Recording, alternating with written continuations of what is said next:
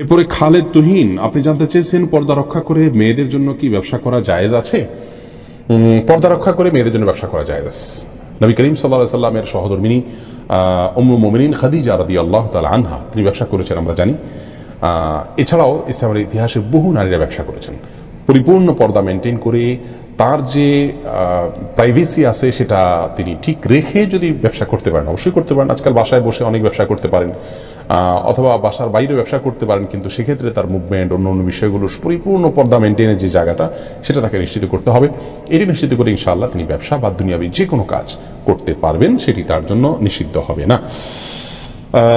এরপরে কাজী আশিক জানতে চেয়েছেন ব্যবসার ক্ষেত্রে মিথ্যা কথা বলা যাবে কিনা। না ভাই আশিক, কোনো ক্ষেত্রে মিথ্যা কথা বলা যাবে না। মিথ্যা এত জঘন্য অপরাধ যে দিনের নামেও যদি কেউ মিথ্যা কথা বলে তাকেও ঠিকানা জাহান্নাম বলে নবী করিম সাল্লাল্লাহু আলাইহি ওয়াসাল্লাম বলেছেন।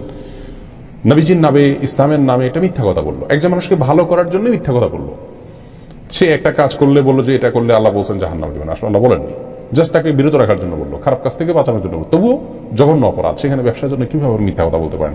ইমানদার অন্য অনেক অপরাধ করে ফেলতে পারেন, তার দ্বারা জেনা হয়ে যেতে পারে, চুরি হয়ে যেতে পারে, লোভের পড়ে অনেক অপকর্ম তিনি করে ফেলতে পারেন, কিন্তু মিথ্যা কথা ইমানদার বলতে পারেন না। ঠান্ডা মাথায় আজকাল আমরা নামাজ কালাম পড়ছি, আবার অহরহ মিথ্যা কথা বলছি। ব্যবসার খাতিরে মিথ্যা বলা যাবে না।